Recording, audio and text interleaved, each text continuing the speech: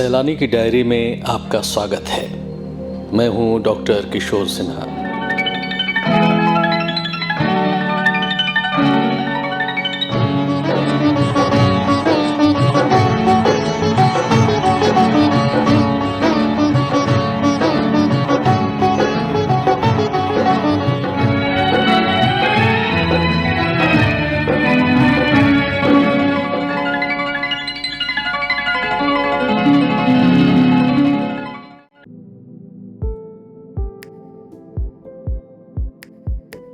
विरासतें स्मृति चिन्ह की तरह होती हैं कि बार बार उन पर जमे धूल कणों को झाड़ना पड़ता है, वरना उनकी चमक धूमिल पड़ती जाती है और धीरे धीरे उनकी संरचना का भी क्षय होने लगता है। हमारी संस्कृति के ऐसे अमिट चिन्हों में एक गोलकोंडा का किला भी है। जैसे ही हम इसके प्राचीरों और भग्नावशेषों से होकर गुजरते हैं, ये हमें प्रत्यक्ष दिखने वाली चीज़ों से परे देखने और मानव इतिहास की समृद्ध विरासत की सराहना करने के लिए मजबूर करता है।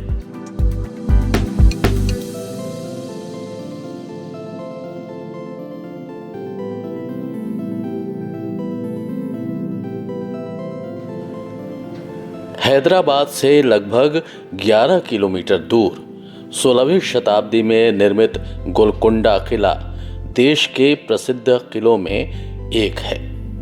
पूर्व गोलकोंडा साम्राज्य की राजधानी यह किला कभी इस क्षेत्र में राज्य शक्ति का केंद्र बिंदु था। यही कारण है कि इसे एक अभेद्य संरचना और दुर्ग के रूप में बनाया गया था। इसका प्रमाण आज भी इसकी मजबूत दीवारों और किलेबंदी के रूप में मिलता है।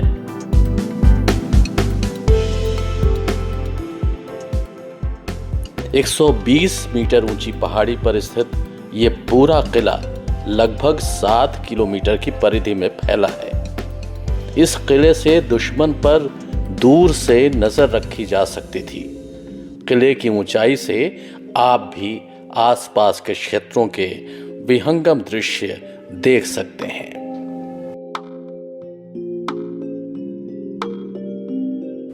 तो चलिए किले की ओर प्रस्थान करें और अपनी विरासत को थोड़ा और निकट से देखें। गोलकोंडा किला सड़क मार्ग से आसानी से पहुंचा जा सकता है। हैदराबाद के लिए उड़ान या ट्रेन पकड़ें और गोलकोंडा पहुंचने के लिए टैक्सी किराए पर ले लें। यहाँ घूमने का समय सुबह 9 बजे से शाम के 5:30 बजे तक है। हमने भी टैक्सी ली और निकल पड़े गोलकोंडा की तरफ। बाजार से होते हुए अब हम किले के द्वार में प्रवेश कर रहे हैं। ये मुख्य द्वार है और इसके अंदर जाने पे भी आपको दोनों तरफ दुकानें और गाड़ियों की भीड़ भाड़ मिलेगी। बाहर से देखने से ही गोलकोंडा किले की वास्तुकला अनोखी लगी।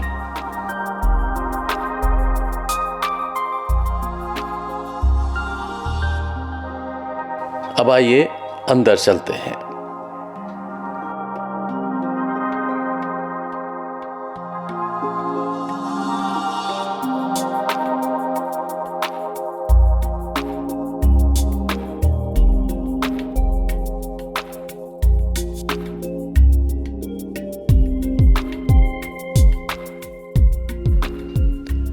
अब के ये वीरान पड़े उद्यान कभी काफी हरे भरे और पानी के सुंदर फव्वारों से सुसज्जित थे।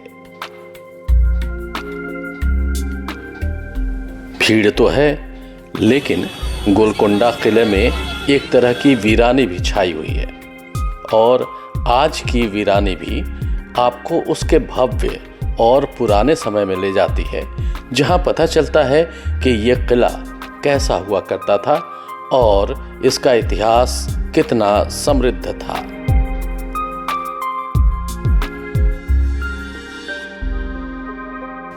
गोलकोंडा, गोल्ला और कोंडा नामक 2 तेलुगु शब्दों के समूह से बना है, जिसका अर्थ चरवाहों की पहाड़ी होता है।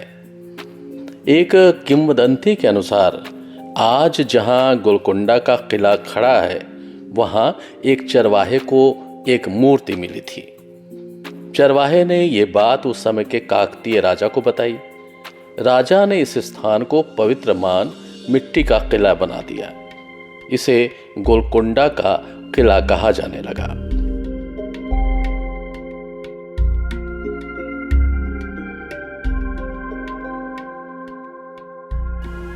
प्रारंभ में यह किला काकतीयों के अधीन था, लेकिन ईस्वी सन 1363 में इस पर बहमनियों ने अपना अधिकार स्थापित कर लिया।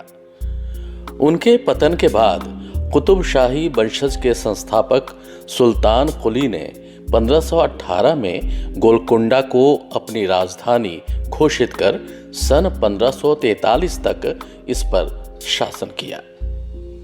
तत्पश्चात जमशेद कुतुब शाह, इब्राहिम कुतुब शाह, मोहम्मद कुली कुतुब शाह, सुल्तान मोहम्मद कुतुब शाह, अब्दुल्ला कुतुब शाह और अबुल हसन ताना शाह ने सन 1687 तक शासन किया। वास्तव में इस अंतिम शासक के काल में ही इस किले का चहुमुखी विकास और विस्तार हुआ। इससे पूर्व मोहम्मद कुली कुतुब शाह, जिन्हें दक्खनी उर्दू के प्रणेता के रूप में भी जाना जाता है, उन्होंने तेलुगु साहित्य को भरपूर प्रोत्साहन दिया। इसके अलावा उन्होंने ही हैदराबाद शहर की नींव डाली और चार मीनार का निर्माण कराया। इसी प्रकार अबुल हसन तानाशाह को कुचिपुड़ी नृत्य का आश्रयदाता माना जाता है। ईस्वी सन 1687 में औरंगजेब ने गोलकुंडा पर अधिकार कर उसे मुगल साम्राज्य में शामिल कर लिया और आसिफ जाह को उसका अभिषेक नियुक्त किया, जिसने 1718 में स्वयं को स्वतंत्र घोषित कर दिया। इनके उत्तराधिकारी या वारिस निजाम कहलाए, जिन्होंने 1948 तक हैदराबाद पर शासन किया। अपने शासनकाल में हैदराबाद के निजाम इस किले को अपने दुश्मनों के लिए जेल के रूप में भी इस्तेमाल करने लगे थे। वर्तमान समय में गोलकुंडा किले का वैभव नष्ट होकर एक खंडहर का रूप ले चुका है। बावजूद इसके इसका पुराना गौरव और आकर्षण अभी भी बरकरार है, जो ये दूर दूर से पर्यटकों को आकर्षित करता रहता है। यह किला देश की सबसे बड़ी मानव निर्मित झीलों में से एक हुसैन सागर झील से लगभग 9 किलोमीटर की दूरी पर स्थित है और इस क्षेत्र के सबसे संरक्षित स्मारकों में से एक है। ऐसा माना जाता है कि किले में एक रहस्यमय सुरंग भी है, जो किले के सबसे निचले भाग से होकर किले के बाहर निकलती है। ऐसा भी कहते हैं कि ये सुरंग आपातकालीन स्थिति में शाही परिवार के लोगों को सुरक्षित बाहर पहुंचाने के लिए बनाई गई थी, लेकिन अब तक इस सुरंग का कुछ पता नहीं चल पाया है। आपको जानकर आश्चर्य होगा कि गोलकुंडा किले के साथ अनेक रहस्यमयी कहानियां भी जुड़ी हुई हैं। कहते हैं कि रानी तारामती और राजा को एक साथ दफनाया गया था। उसके बाद से रानी तारामती की आत्मा आज भी गोलकुंडा के किले में भटकती है। तभी से गोलकुंडा का किला भूतिया किला कहा जाने लगा। लोग तो ये भी कहते हैं कि शाम के समय यहाँ अजीबोगरीब घटनाएं होती रहती हैं। इन बातों में कितनी सच्चाई है ये तो नहीं पता, पर अंधेरा होने पर अच्छा खासा घर भी डरावना लगने लगता है। फिर ये तो विशाल खंडहर नुमा किला है। 17वीं शताब्दी तक गोलकुंडा की पहचान हीरे के एक बड़े बाजार के तौर पर थी, जहां पूरी दुनिया के सर्वोत्तम हीरे मिलते थे। बेशकीमती कोहिनूर हीरा भी गोलकुंडा में ही मिला था। विश्व प्रसिद्ध हीरे दरियाए नूर, नूरुल एन हीरा, आशा का हीरा और रिजेंट डायमंड भारत के बाहर जाने से पहले गोलकुंडा के सुल्तान के अधिकार में थी।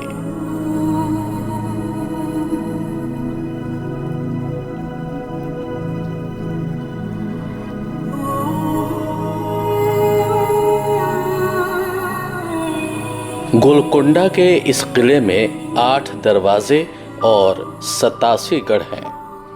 फतेह दरवाजा इस किले का मुख्य द्वार है, जो 13 फीट चौड़ा और 25 फीट लंबा है। किले की घेराबंदी के दौरान निर्बाध जलापूर्ति को सुनिश्चित करने के लिए इसमें एक छिपी हुई पानी की पाइपलाइन भी बिछी है। सुरक्षा की दृष्टि से किले में सबसे शानदार इसका एकॉस्टिक सिस्टम है कि प्रवेश द्वार पर की गई हल्की सी आवाज भी पूरे परिसर में सुनाई देगी।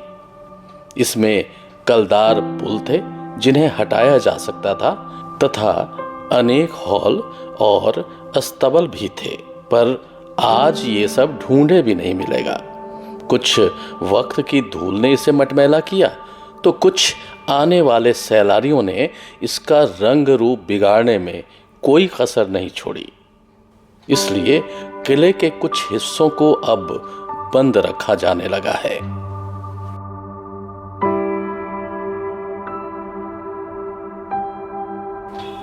इस किले की शानदार भव्यता का अंदाजा यहाँ के दरबार हॉल को देखकर लगाया जा सकता है, जिसे हैदराबाद और सिकंदराबाद दोनों शहरों को ध्यान में रखते हुए पहाड़ी की चोटी पर बनाया गया है। यहाँ पहुंचने के लिए लगभग 1000 सीढ़ियां चढ़नी पड़ती हैं।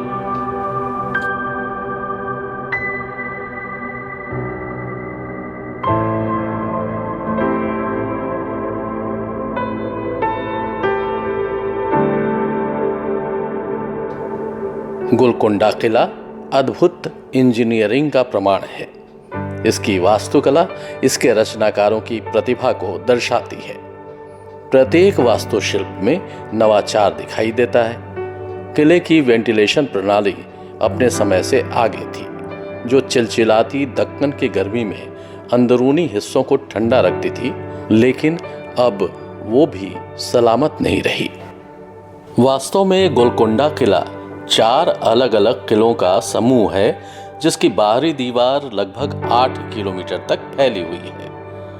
किले के सबसे ऊपरी भाग को बाला हिसार कहते हैं, जहां से कई किलोमीटर दूर का विहंगम दृश्य दिखाई देता है। गोलकुंडा किले के जलतंत्र का रहबान नाम था, जो अब कहीं दिखाई नहीं देता।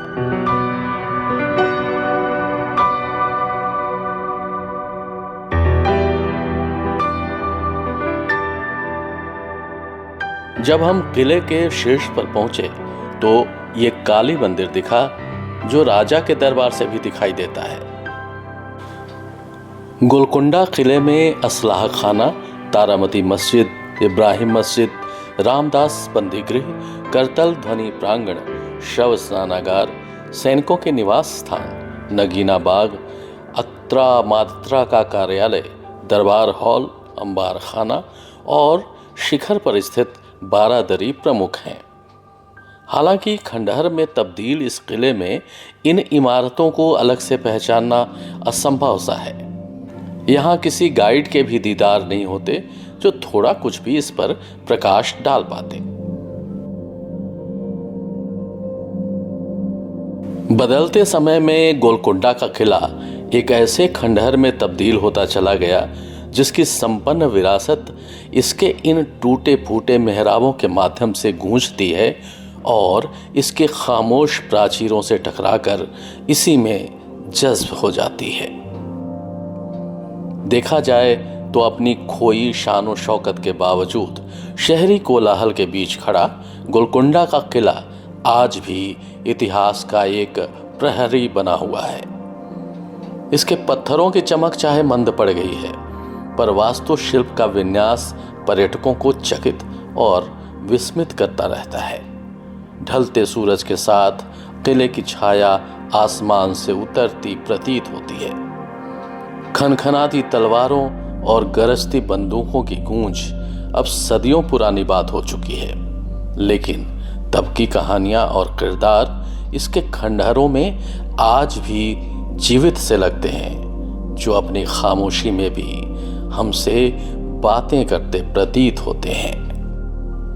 गोलकुंडा किले की हमारी यात्रा वैसे तो यहाँ संपन्न हो जाती है, पर इस दौरान हम इसके जिस इतिहास और अद्भुत गाथा से होकर गुजरते हैं, वो निश्चय ही हमें एक मानवीय प्रतिभा और सांस्कृतिक विरासत से न सिर्फ रूबरू कराती है, बल्कि आने वाली पीढ़ी के लिए इस किले के संरक्षण और अध्ययन की ओर भी ले जाती है, एक ऐसी सभ्यता की ओर जो कभी इसके प्राचीरों के अंदर फली फूली और विकसित हुई थी।